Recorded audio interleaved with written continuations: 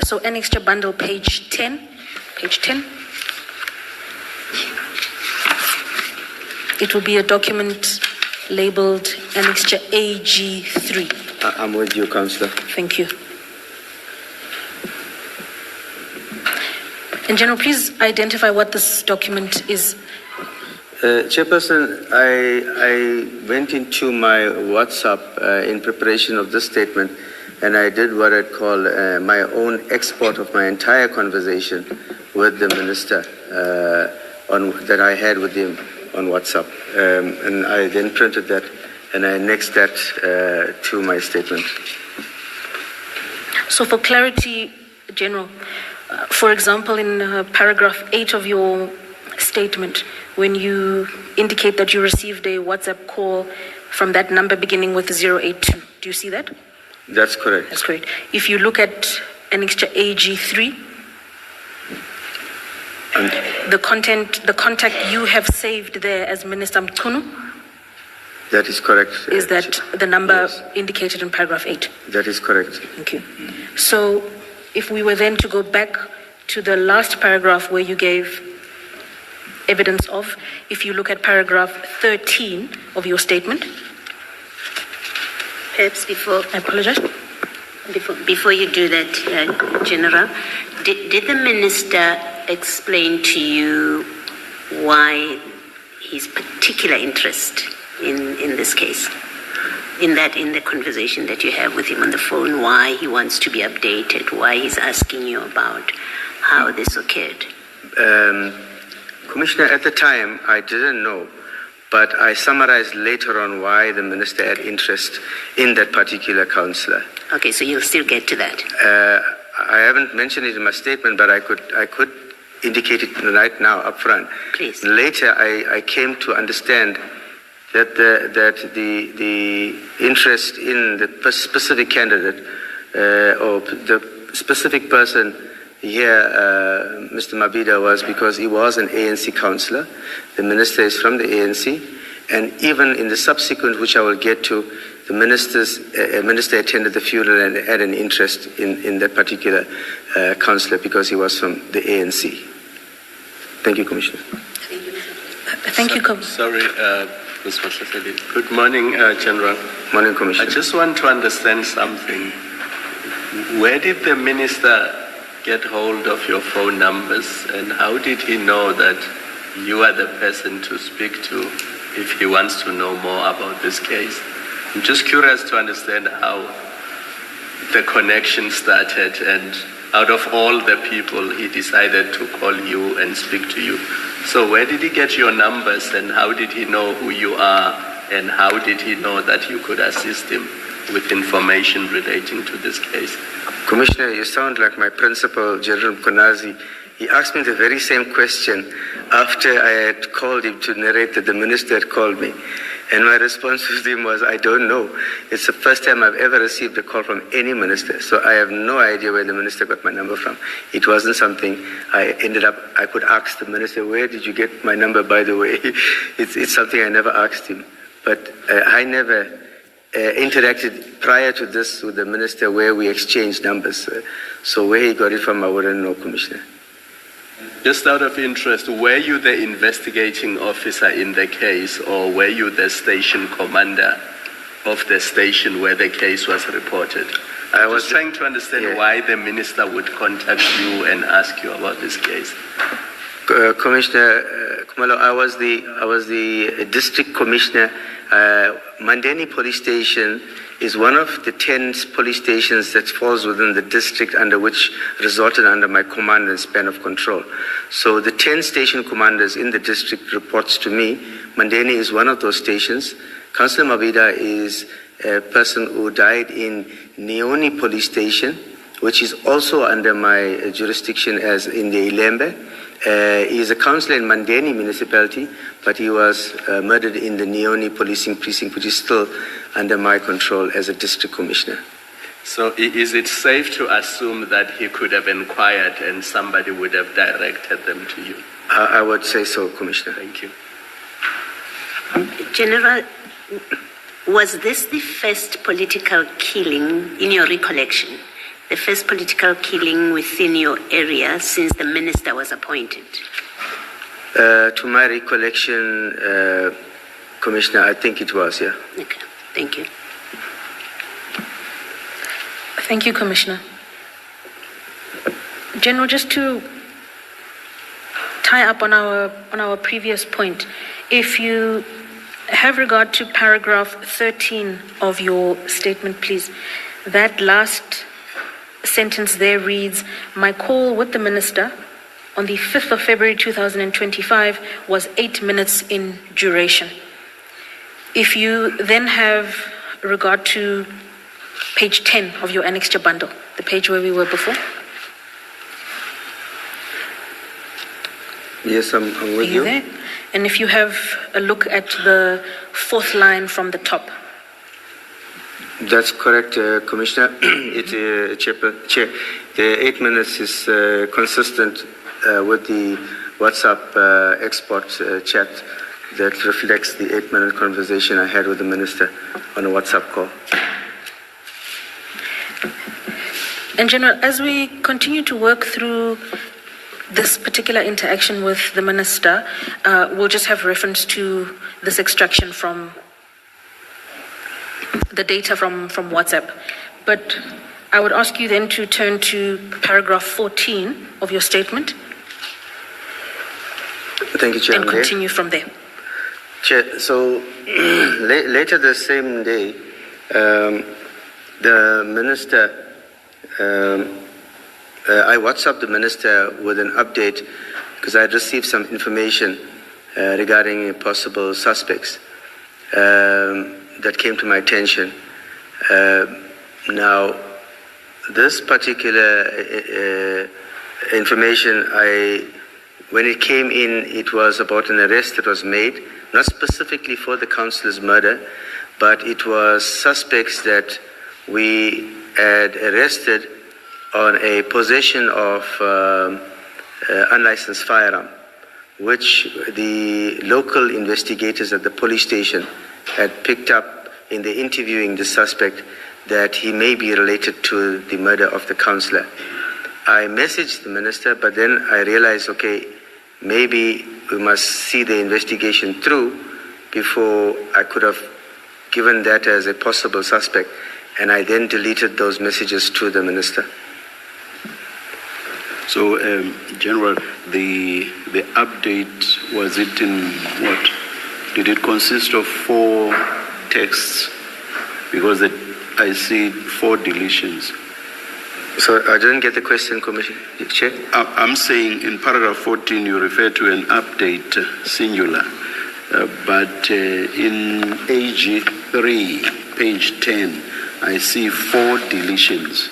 So did the update consist of 4 texts? That's correct, Chairperson. All right. Thank you, Chair. Thank you. General, following on from the Chairperson's question, please then continue from paragraph 15. Thank you, Chair. So, Chair, on the 5th of February, after I had spoken to the minister, I then called General Mchunu to give him an indication. Our protocol, Chair, is that within the South African Police Service, in the context, is that no man is unto himself. You have a chain of command, and you follow that chain of command. You're appointed in the context of the chain of command. So when somebody out of your protocol contacts you, communicates with you, you will have to inform your principal that I have been communicated by a particular individual, and this is the context of the conversation. In this instant, I then, in due respect to that protocol, called my principal, who is Lieutenant General Mchunu, and I praised him of the telephone conversation between myself and the Minister Mchunu. Chair, it is similar to the very same question that Commissioner Khumalo had raised earlier on, where General Mchunu asked me, but why will the minister be calling you? Do you know the minister? Have you met him before? How does the minister have your number? And my answers to him was similar to the earlier, that I don't have a personal relationship with the minister. I don't know him. I don't know where he got my number from. It's the first time I've received a call from a minister, not just from a minister Mchunu, from any minister in the South African government, that calls me directly and speaks to me. So I've never had a conversation with the minister before. Then that conversation, after outlining that to General Mkhwanazi, I then updated him also with what was transpiring in the meantime with regards to the suspect, and I then indicated to him that I have communicated with the investigating officer of the task team that we may have a possible suspect that they may want to come and interview in the case that they are carrying, because the one we are having is just for unlicensed possession of firearm.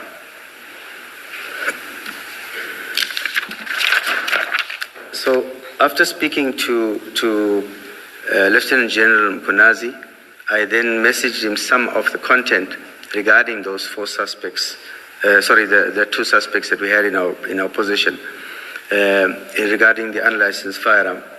And General Mkhwanazi then asked me to keep him abreast also if there's any developments in that particular area regarding this, the murder of the councillor. Chair, you will note that the investigation team will deal with an investigation, but the impact of the environmental factors that will follow the climate and the temperatures out there in the community will still be policed by the police station. Station commander, myself will be monitoring what is the climate. You will know that it's tense. There's a councillor that has been shot. There are possible theories about who might have committed it, who's behind it. So we had to still monitor that on the ground physically ourselves through our own means and methods. Thank you, General. Please then continue on from paragraph 17. Chair, on the 7th of February, I called Minister around 0837, and I gave him an update that the suspects are making their court appearance related to the unlicensed possession of firearm. And we have not dealt with them in terms of anything else except for the unlicensed firearm. So I indicated to him that there is a court date that these accused are appearing on, but this is the suspects now that are possibly going to be linked to the murder of the councillor, and that once they appeared for the unlicensed firearm, they will then subsequently be processed by the task team, who was going to go and then address them on the murder related to the councillor. Chair, the arrest of the suspects in this incident, I must say, was undertaken by the public order policing on the same night of the murder on a routine patrol, where they had stopped, and during the search of these suspects, they found them with firearms. And when they had brought them to the station, it is the local detectives, in trying to understand where does the firearms come from, where they're coming from, and the investigative techniques of investigation, they then uncovered that it is possibly linked to the murder of the councillor.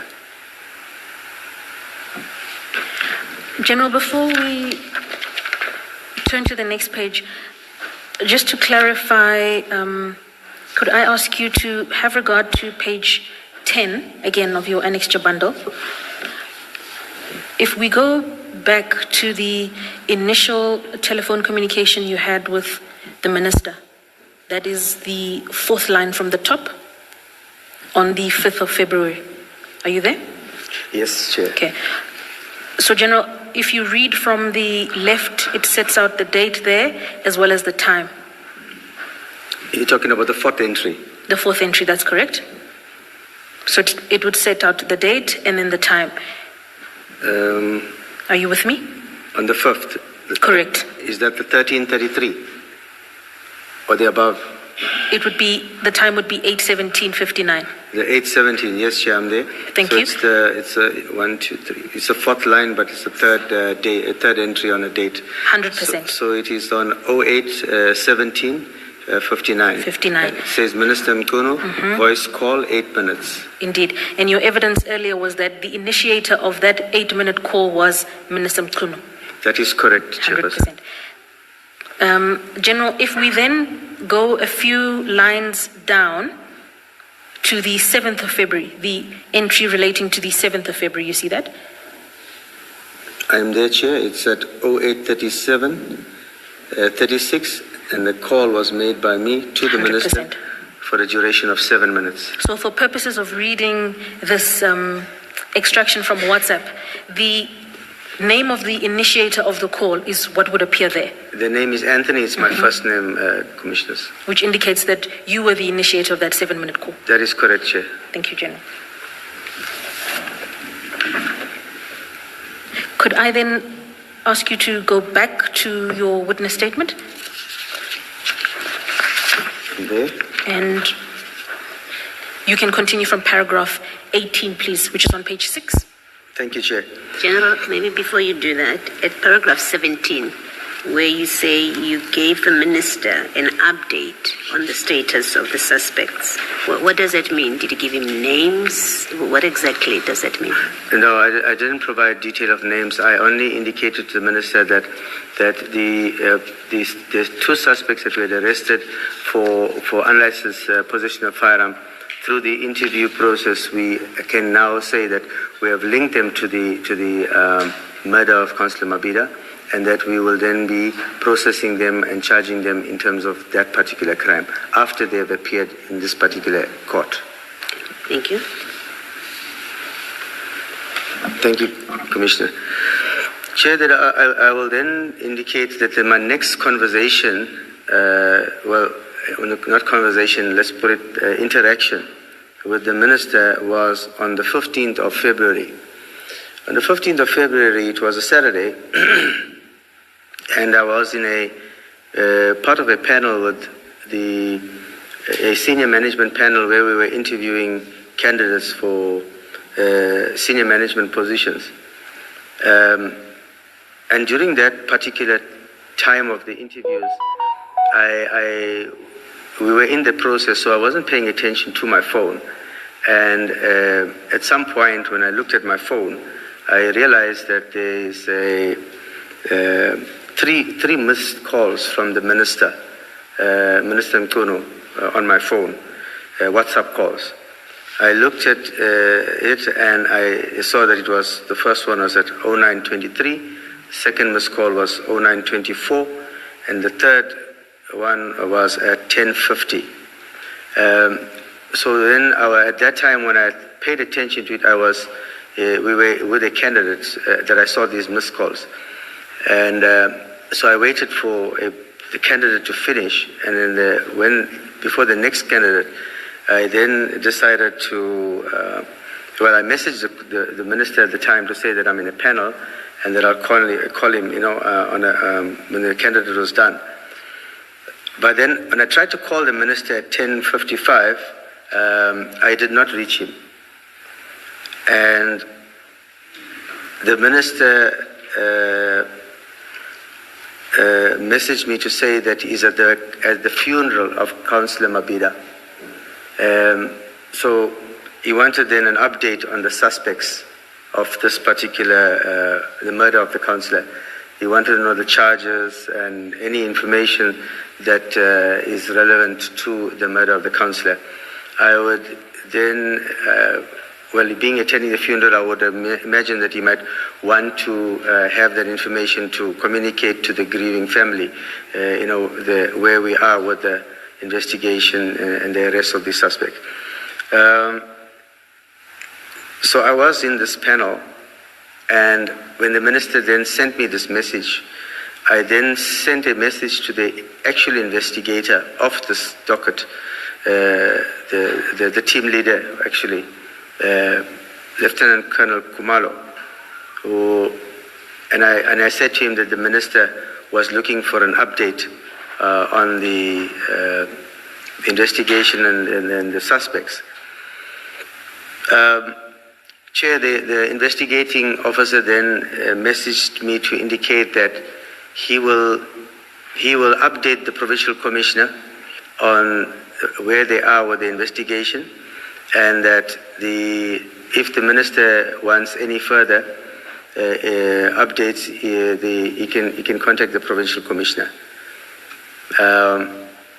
I then related that message to the minister of what the investigating officer had told me on message, and the minister then responded with 2 words. He then said, "Now covered." So I took that to believe that he's satisfied with that answer that I gave him, and that was the last time that I had communicated with the minister on this particular issue, Chairperson.